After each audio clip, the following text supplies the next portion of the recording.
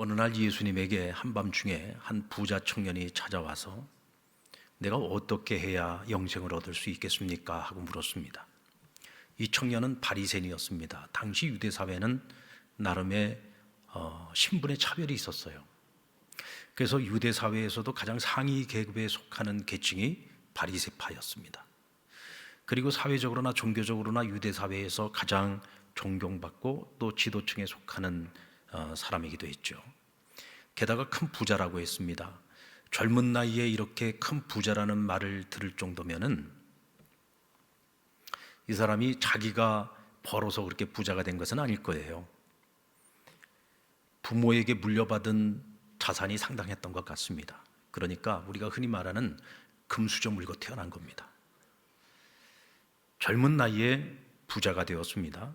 또 그는 어렸을 때부터 하나님을 경외하고 율법에 있어서 철저하게 지켜온 매우 성실한 신앙인이었다. 또 스스로도 율법에 있어서 한 점 부끄러움 없이 살았다고 자부할 수 있는 바른 생활을 해온 사람이었습니다. 무엇보다도 그가 귀한 청년인 것은 젊은 나이인데도 불구하고 세상의 가치만 쫓아서 살아가는 사람이 아니라 어떻게 사는 것이 인생을 보다 더 가치 있게 사는 것일까, 이런 고차원적인 고민을 할 줄 아는 사람이었다는 거죠. 또 이 땅의 가치만을 쫓지 않고 하나님 나라를 소망하면서 살아가고 있는 그런 청년이었다는 겁니다. 여러분들 우리 주위를 한번 돌아보십시오. 이 정도 스펙을 가지고 있고 이 정도 완벽한 조건을 가지고 있는 사람이 어떻게 하면 좀 더 가치 있는 인생을 살아갈 수 있을까?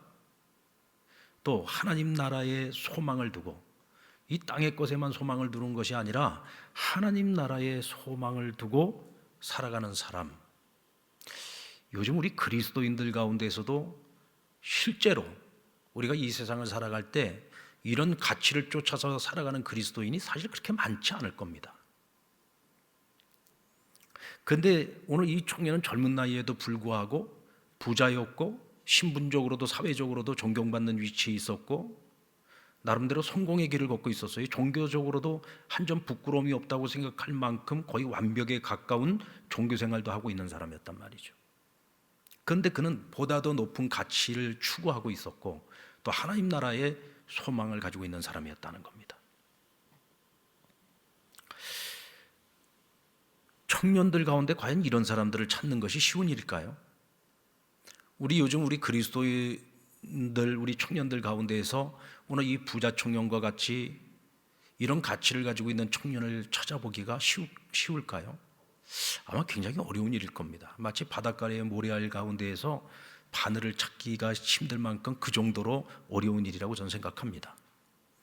그런데 이와 같이 보석 같은 젊은이가 주님께 찾아와서 지금 영생의 비밀을 물은 거예요. 이때 예수님께서 이 청년에게 제안한 것이 무엇입니까? 내가 가지고 있는 모든 소유를 다 팔아서 가난한 자들에게 나누어 주고 너는 나를 따르라 하고 말씀하셨어요. 그러자 이 부자 청년이 재물이 많은 고로 그가 심히 근심하며 집으로 돌아갔다 그랬어요. 결국은 주님을 따르지 못한 겁니다. 영생이 궁금해가지고 주님께 와서 물어봤는데 주님이 답을 주셨는데 답을 알면서도 결국은 주님을 따르지 못하고 돌아간 거예요. 실패한 거죠. 자, 우리는 여기서 부자 청년에게 한 주님의 이 제안에 석연치 않은 구석이 있다는 것을 우리는 일단 알고 있습니다. 자, 우리는 영생에 이르는 구원을 어떻게 얻는다는 거 우리는 알고 있죠. 여러분, 우리가 구원은 어떻게 얻을 수 있습니까? 우리가 행위로 구원을 얻는 게 아니잖아요. 우리가 가진 소유를 다 팔아 가난한 자들에게 나누어 준다고 해서 우리가 구원받는 거 아닙니다. 구제한다고 해서 구원받는 거 아니에요. 행위로 구원받는 게 아닙니다. 율법을 다 지켜 행한다고 해서 구원받는 거 아니죠. 오직 구원은 무엇으로 얻어요? 믿음으로 얻는 겁니다. 예수 그리스도가 우리의 구주 되심을 믿는 믿음으로 우리는 구원을 얻습니다. 믿음 외에 구원을 얻는 다른 길이 있지 않습니다. 오직 믿음으로만 구원을 얻는 겁니다. 자, 그런데 오늘 주님께서 하신 말씀을 가만히 들어보면 마치 구원을 얻는 것이 행위로 구원을 얻는 것처럼 들릴 수가 있어요. 뿐만 아니라 구제가 구원의 조건인 것처럼 들리기도 합니다. 자, 그렇다면 주님께서 오늘 이 젊은이에게 잘못 가르치신 것일까? 그럴 리는 없겠죠. 오히려 주님께서는 지금 이 청년에게 이와 같은 제안을 한 것이 지금 당장 이 자리에서 결정을 내리라는 게 아니에요. 어쩌면 주님께서 지금 이 제안을 던지고 있는 것은 생각해 보라는 겁니다. 지금 너는 나에게 영생의 문제가 궁금해서 찾아와서 지금 그 길을 묻고 있는데, 너 정말로 구원의 가치, 이 영생의 가치와 세상적인 가치, 이 두 가지를 놓고 볼 때 너는 지금 어느 쪽에 더 마음이 기울어져 있느냐, 이것을 너 스스로에게 한번 물어보라는 거예요.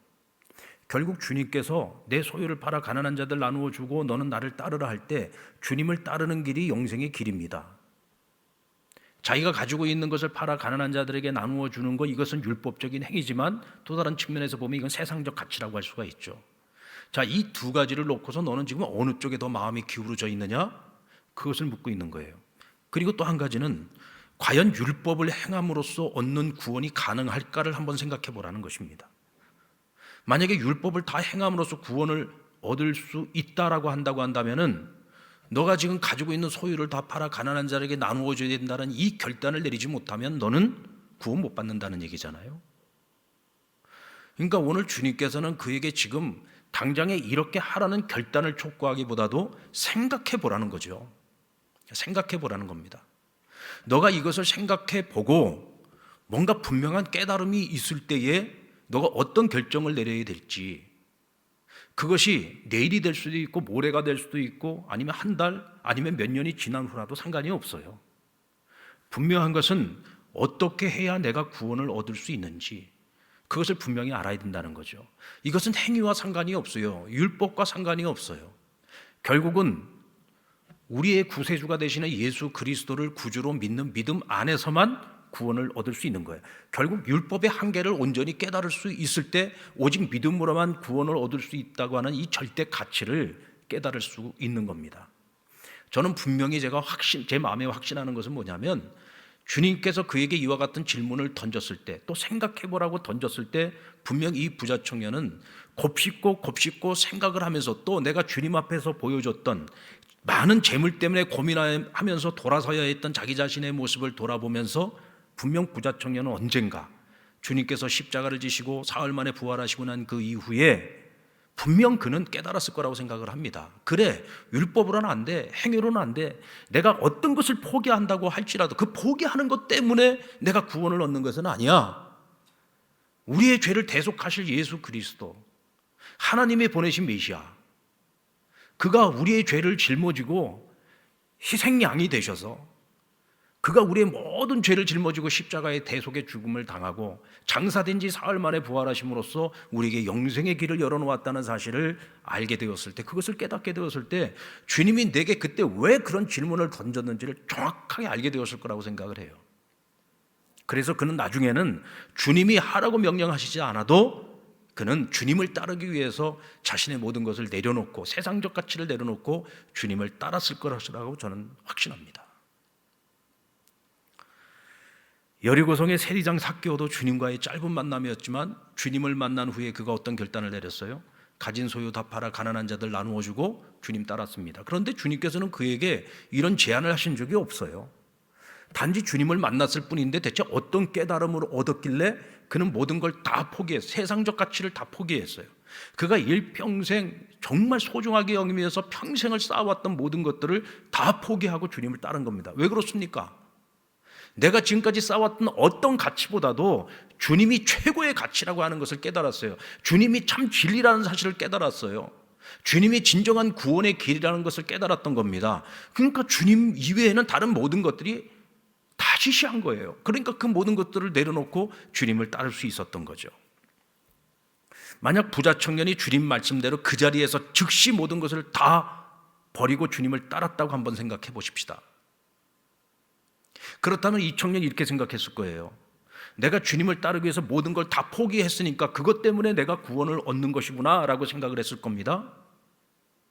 그렇다면 이 청년은 주님을 따르는 내내 어쩌면 베드로가 주님께 했던 말과 똑같은 말을 늘 반복적으로 얘기했을 것 같아요.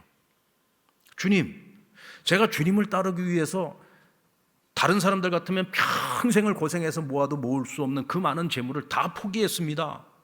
그리고 제가 주님을 따랐습니다. 그렇다면 주님, 이제는 주님 차례입니다. 저에게 무엇을 주실 겁니까? 제가 그토록 바라는 영생을 주실 겁니까? 하나님 나라에 들어갈 자격을 주실 겁니까? 그는 아마도 끊임없이 내가 포기한 것에 대한 대가로서 구원이 나에게 주어진다라고 생각을 했을 거예요. 하나님 나라가 주어진다고 생각을 했을 겁니다.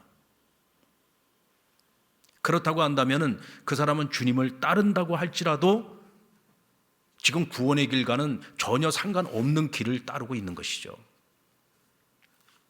만약 삭개오 역시도 내가 구원을 얻기 위해서 가진 소유를 팔아 가난한 자들 나누어 주고 주님을 따랐다면 그 역시도 마찬가지였을 겁니다.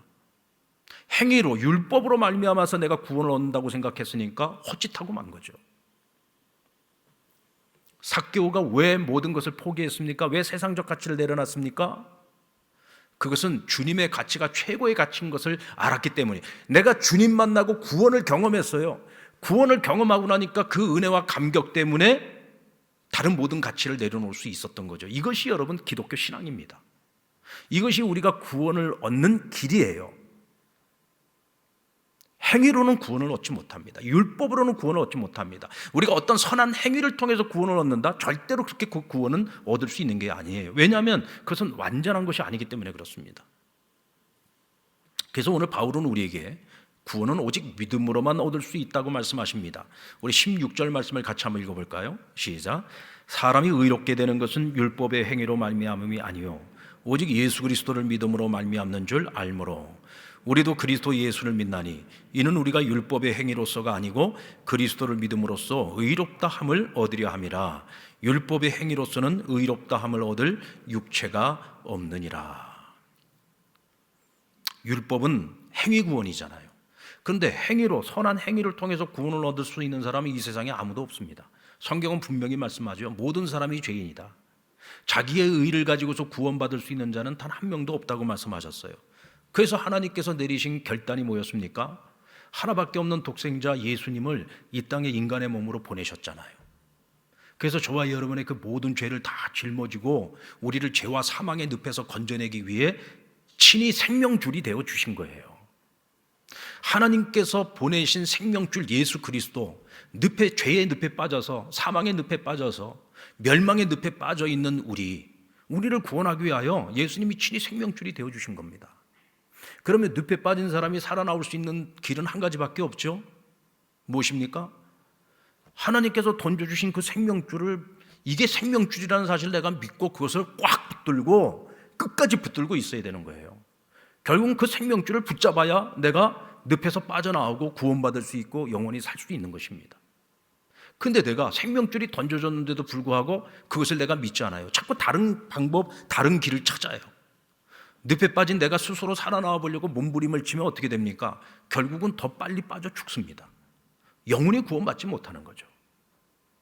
늪에 빠진 자가 살 수 있는 길은 오직 우리의 생명줄 대신 예수 그리스도를 믿고 붙들고 끝까지 붙잡는 것입니다.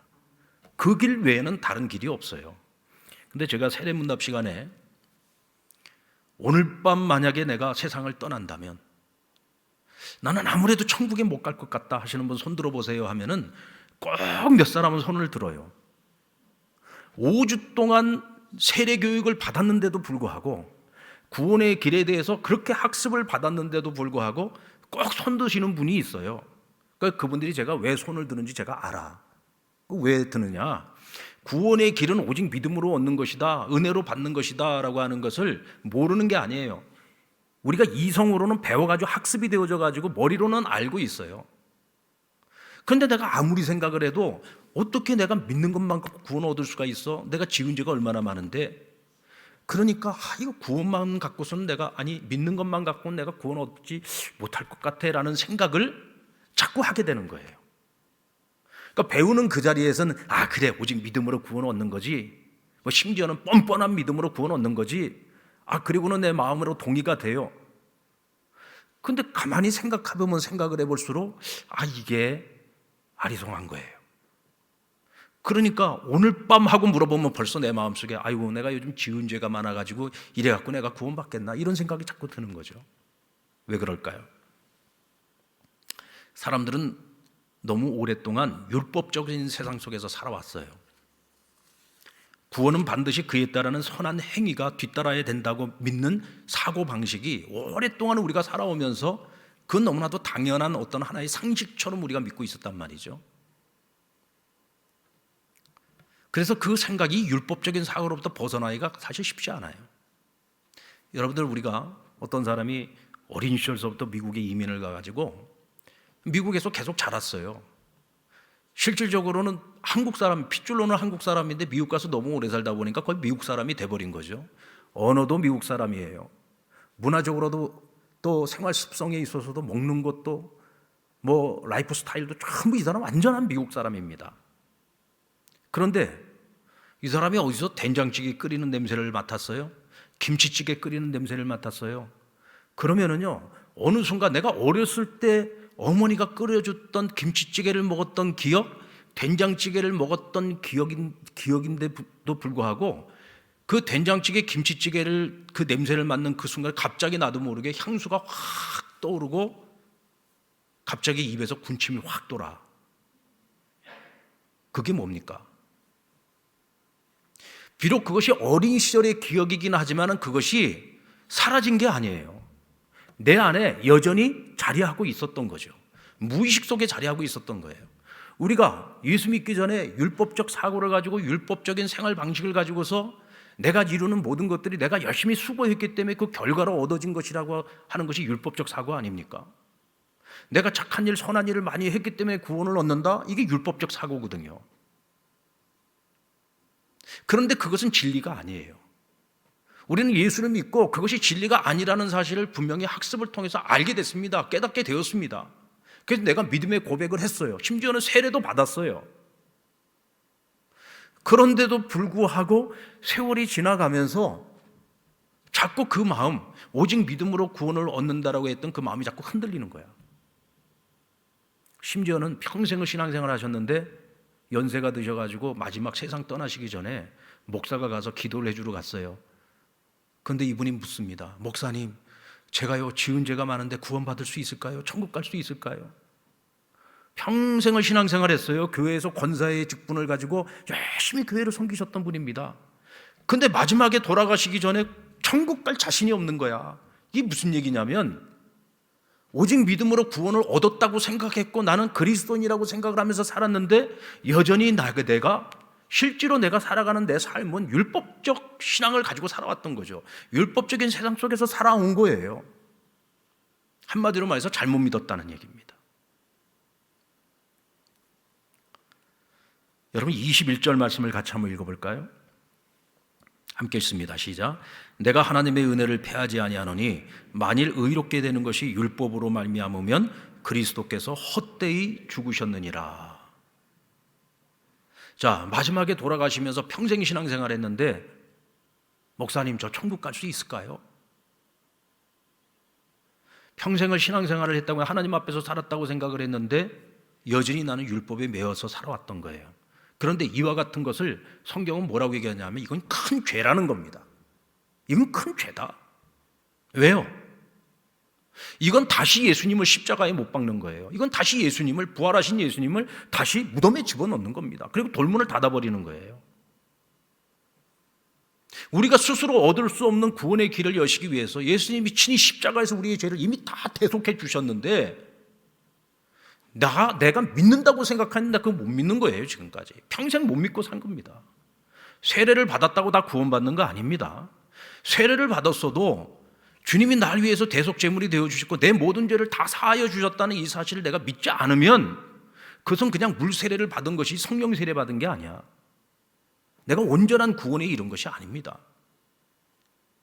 오늘 세례를 받고 유아 세례를 받고 또 입교를 하시는 분들 꼭 기억하십시오. 또 그 외에도 오늘 이 자리에 계신 우리 모든 성도님들도 역시 마찬가지입니다. 믿음 외에는 구원을 얻을 수 있는 방법이 없습니다. 근데 사단은 자꾸 우리가 내가 이미 구원받았다는 사실, 나는 오늘 밤 세상을 떠나 천국 갈 수 있다는 확신을 가지고서 살아가려고 하는데 자꾸 사단이요 우리의 그 마음을 흔들어댑니다. 우리의 그 과거의 율법적 그 추억을 자꾸 들춰내고 그걸 다시 자꾸 소환을 시켜요. 그래서 예수 잘 믿다가도 어느 날 아이고 내가 요즘 지은 죄가 많아가지고 만약에 오늘 밤 죽으면은 내가 천국 갈 수 있을까?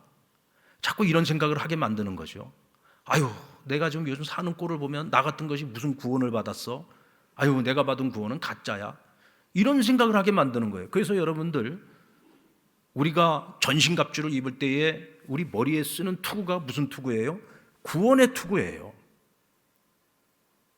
군인이 전쟁터에서 나가서 싸울 때요, 팔다리 하나 잘려나가도 살 수 있어요. 그런데 머리를 상하면 죽는 거예요. 이거 가장 중요한 거죠. 이제 가장 중요한 게 뭐냐면 전신갑주에서 구원의 투구를 쓰는 거예요. 이 구원의 확신이 흔들려버리고 구원의 확신을 잃어버리게 되면 우리의 신앙생활 전체가 다 흔들리는 거, 신앙생활이 흔들리면 우리의 삶 전체가 다 흔들려버리고 마는 겁니다.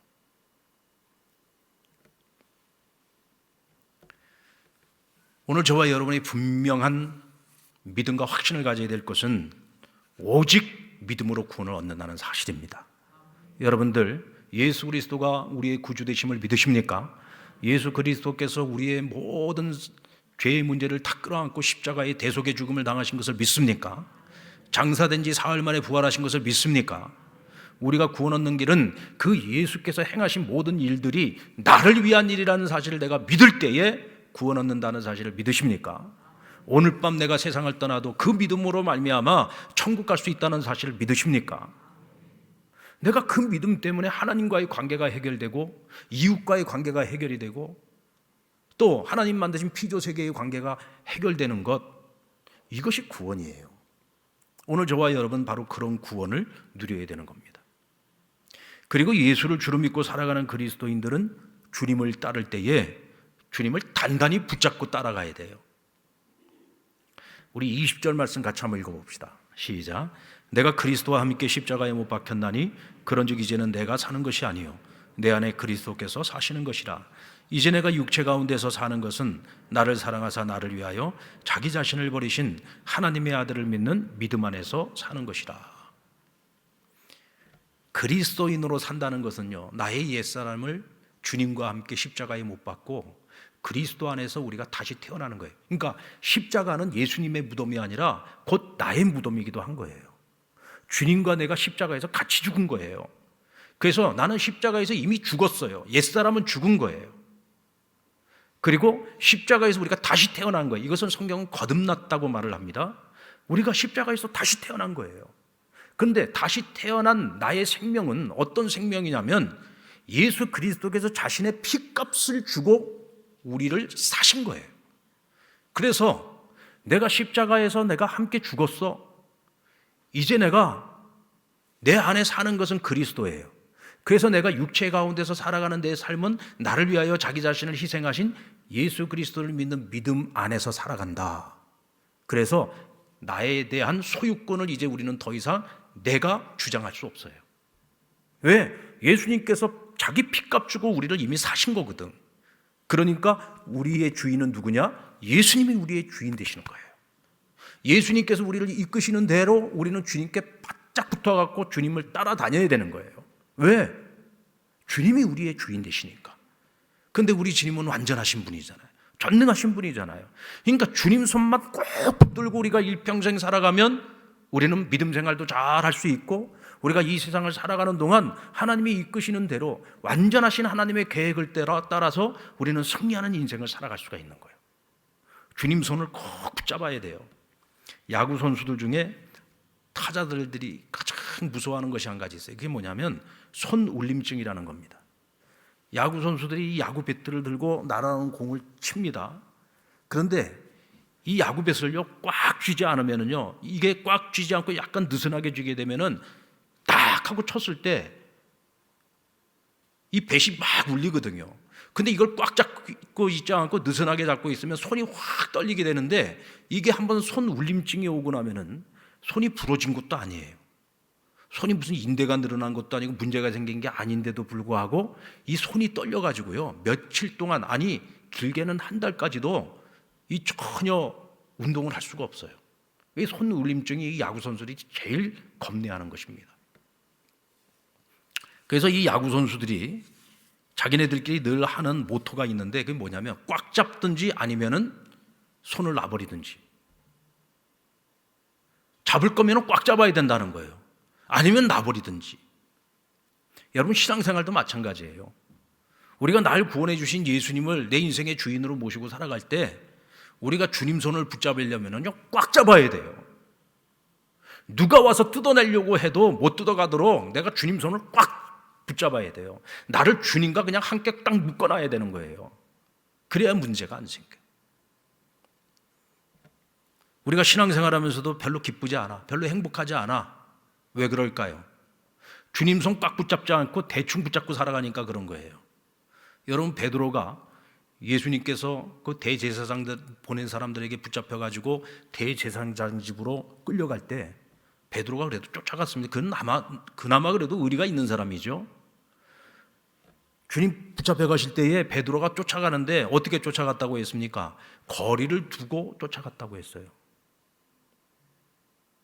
아마도 베드로는 내가 이만큼 거리를 두고 내가 주님을 쫓아가면 내가 안전할 거라고 생각을 했던 것 같아요. 그런데 여러분, 거리를 두고 쫓아가면 반드시 시험이 찾아옵니다. 그래서 결국은 주님을 3번이나 부인하는 실수를 저지르지 않았습니까?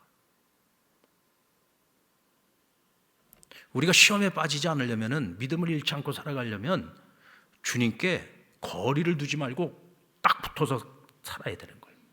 내가 주님을 딱 붙잡고 살아가야 되는 거예요.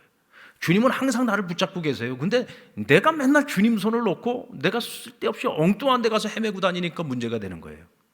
이제는 내가 주님의 손을 힘껏 맞잡고 주님과 바짝 붙어서 거리를 두지 말고 같이 다녀야 되는 거예요. 코로나 팬데믹으로 사회적 거리를 우리가 지금 지켜오면서 살아온 지가 벌써 3년째입니다. 그런데 여러분, 다음 주일서부터 이 사회적 거리두기가 없어졌어요. 그래서 이제 여러분들 앉아 있는 그 자리에 지금 그 동그란 표 있죠? 그 이제 다 뗄 거예요. 이제는 사회적 거리두기는 이제 전부 다 전면 다 해지됐고 이제 교회에서 식사도 허락이 됩니다. 그래서 다음 주부터 그 지금 4월 마지막 주까지는 그냥 안 하고 우리 이제 한번 당회를 해가지고 이제 5월 달에는 어떻게 할 건지 의논을 하려고 해요. 이제는 사회적으로도 이제 이 사회적 거리두기 이거 이제 전부 다 전면 해지로 들어가고 있습니다.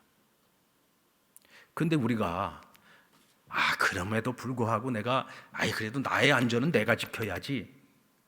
그래가지고 하나님과의 거리두기를 내가 그래도 유지를 해봐야 돼.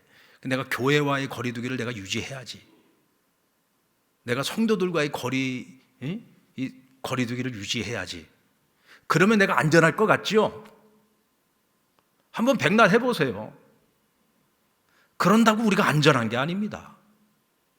이제 그러면 그럴수록 이제 우리가 더 시련이 찾아오고 실패가 찾아오고 더 큰 어려움들이 찾아오는 거예요. 우리가 지금 거리두기를 빨리 철폐하고 해제할 때 가장 먼저 풀어야 되는 것이 뭐냐면 하나님과의 거리두기부터 빨리 풀어야 돼요. 교회와의 거리두기를 풀어야 되고 또 우리 성도들과의 거리두기를 풀어야죠. 내 영이 잘된 같이 내 범사가 잘 된다고 했어요. 내 영혼이 잘 돼야 되지 않습니까? 내가 믿는 자로서 우리의 모든 우선순위 첫 번째는 하나님과의 관계잖아요. 하나님과 거리두기 하면서 우리가 일상의 삶이 형통하기를 바랍니까? 내가 보다 더 건강하고 코로나로부터 내가 더 안전하기를 바랍니까? 그럼 우리가 좀 생각이 잘못된 거예요. 우리가 제일 먼저 이 거리두기를 해제해야 될 것은 이제는 하나님과의 관계라는 사실을 꼭 기억하셔야 됩니다. 아멘. 일평생 우리가 신앙생활 할 때에 절대로 하나님과 거리두기를 하지 마십시오. 교회와 거리두기하고 교회하고 멀어지기 시작하면 그때부터 시련이 오고 시험이 찾아오는 거예요. 여러분들 신천지에 빠지고 이단에 빠지는 분들을 보면은 신앙생활 열심히 하는 것 같다가 무슨 문제들 때문에 교회와 멀어지기 시작하고 교회와 거리두기를 시작하는 분들이 꼭 그렇게 이단에 빠지더라고요. 신앙 공동체 안에서 성도들과 끈끈하게 하나로 탁 묶여져 있을 때 어떤 악한 마귀 사단도 와가지고 우리를 시험하지 못하고 우리를 주님의 손에서 빼앗아갈 수가 없는 거예요. 네덜란드 자유대학의 한스 로크마커 교수라는 분이 있는데 이분이 쓴 책 예술은 변명을 요하지 않는다라는 책이 있습니다. 이 책에 보면 1800년대 일본의 대표적인 화가였던 후코사이에 대한 일화를 소개를 하고 있어요. 어느 날 친한 친구가 이 후코사이에게 찾아와서 나에게 수탉을 하나 그려달라고 부탁을 합니다. 그런데 이 후코사이는 수탉을 한 번도 그려본 적이 없어요. 근데 친구가 부탁을 하니까 이건 내가 한번 그려볼게 하고 약속을 했어요. 그리고 다음 주에 오라고. 근데 그 다음 주에 이제 그림을 받으러 갔더니 이게 내가 도저히 안 되겠다. 한 2주만 더 있다가 와라. 2주 있다가 또 갔더니 한 달만 좀 나에게 말미를 주라. 그래도 한 달이 또 2달이 되고 2달이 한 6개월이 되고 그러다가 나중엔 3년이 지났어요. 3년이 지났는데도 이 그림을 안 그려지. 수탉 그거 뭐 그렇게 어렵다고 수탉 하나 그려주는데 이 그림을 안 그려주는 거야. 너무 화가 났어요. 그런 친구한테 이번엔 찾아가가지고 그 수탉 하나 그려주는 게 뭐가 그렇게 힘들다고. 이게 지금 자그마치 3년이 지났는데 언제까지 기다려야 되냐. 근데 마침 후쿠사이가 조금만 더 시간을 달라고 할 참이었는데 친구가 와가지고 하도 화를 내니까 그래 그럼 뭐 어쩔 수 없지. 그리고는 이제 붓과 물감을 가져다가 수탉을 그리기 시작했어요. 근데 막 순식간에 수탉을 그렸는데 이 수탉이요 얼마나 현실감이 있는지 정말 살아있는 수탉처럼 그림을 그려놓은 거예요. 별로 감동을 안 받으시네. 그러니까 이 친구가 너무 놀란 거야. 야, 어떻게 이렇게 살아있는 수탉, 이렇게 그림을 잘 그리는 친구가 왜 3년 동안이나 그림을 갖다가 계속 미루가지고 날 이렇게 화를 나게 만들었냐고. 그러니까 기쁨과 동시에 괘씸한 생각이 든 거야. 그러니까 이 후쿠사이가 이 친구를 데리고 자기 화실로 데리고 들어갔어요. 화실에 들어가서 딱 보니까요 온통 수탉 그림이 그냥 쌓여 있는 거예요. 이 친구에게 그려주기 위한 이 한 장의 수탉 그림을 위해서 3년 동안을요 계속 그리면서 습작을 한 거예요. 그렇게 했으니까 정말 살아있는 수탉과 같은 그런 그림을 생생하게 그려낸 거죠. 그러니까 이 이야기를 하면서 로크마크 교수가 하는 얘기가 이겁니다. 예술가의 작품은 변명을 필요로 하지 않는다. 이게 무슨 뜻입니까? 명작이라는 게 그냥 나오는 것이 아니라는 거죠. 그 사람이 가지고 있는 천재성만 가지고서 이런 명작이 나올 수 있는 게 아니라 천재성 플러스에다가 하나의 작품을 그리기 위해서 정말 자기 혼신의 힘을 다 불어넣어서 자기 영혼을 다 불어넣어서 끊임없는 훈련과 연습을 통해서 그런 작품 하나가 나올 수 있다는 것을 얘기하는 겁니다. 여러분, 우리 믿음도 역시 변명을 필요로 하지 않습니다. 우리가 구원을 얻는 것은 오직 믿음으로 얻는 것입니다. 그런데 오직 믿음으로 하나님의 은혜로 구원을 받았어요. 근데 여기에서 우리가 머무르면 안 되는 거예요. 이제 오늘 성례전에 참여하는 세례, 입교, 오늘 유아 세례를 받으시는 분들, 여러분들이 오늘 세례를 받는 것은 오직 믿음으로 말미암아 내가 구원받은 확신을 가지고서 오늘 세례를 받습니다. 또 유아 세례를 받는 겁니다. 입교도 하는 겁니다. 여기 다른 어떤 행위나 다른 어떤 부수적인 것도 들어가잖아요. 오직 예수 그리스도를 믿는 믿음으로 구원 얻는 거예요. 그런데 여러분의 믿음, 여러분의 신앙이 여기서 멈추면 안 돼요. 신앙이라고 해서 모두가 다 똑같은 신앙이 아닙니다. 신앙도요, 수준이 다 달라요. 어떤 사람은 주님이 바라보시면서 늘 근심걱정거리가 되는 신앙인도 있고, 어떤 사람은 하나님을 기쁘시게 하고 이웃을 행복하게 하는 그런 신앙인도 있어요. 우리가 하나님께 기쁨이 되는 신앙인이 되려면 믿음이 흔들리지 않고 주님 앞에 서는 그날까지 우리의 믿음을 잘 지켜내서 주님께 가서 칭찬 듣는 그런 믿음의 사람이 되려면 어떻게 해야 되느냐? 아까 말씀드렸잖아요. 주님 손 절대로 놓지 마세요. 어떠한 경우에도, 어떠한 상황 속에서도 주님 손은 절대로 놓으면 안 되는 거야. 내가 다른 거는 놓을 수 있어요. 그러나 주님 손은 절대로 놓으면 안 돼요. 일평생 주님 손을 붙잡고 살아가야 돼요. 오늘 여기 이제 오늘 성례전에 참여하시는 분들이 보면 대부분 학생들이 많아요. 지금 여러분들 나이 때부터 앞으로 평생 언젠가 하나님 앞에 서는 그날까지 많은 날들을 살아야 돼요. 근데 그 많은 날들을 살아가는 가운데 우리의 신앙을 흔들고 우리로 하여금 하나님을 떠나게 만들 만한 여러 가지 많은 조건과 여건과 상황들이 끊임없이 여러분들에게 밀려올 거예요. 그리고 사단은 여러분들의 마음을 뿌리채 흔들어 가지고 어떻게 해서라도 하나님과 멀어지게 만들고 하나님께로부터 완전히 떨어져 나가게 만들려고 여러분들에게 끊임없이 도전해 올 거예요. 이때 여러분들이 꼭 기억해야 되는 것은 내가 주님 손을 놓는 순간 나는 모든 것이 끝난다고 생각을 하셔야 돼요. 꼭 주님 손 붙드셔야 돼요. 아멘? 꼭 주님 손을 붙드셔야 돼요. 신앙인으로서 은혜에 합당한 삶을 살기 위해 우리는 끊임없이 노력해야 되고 끊임없이 훈련해야 됩니다.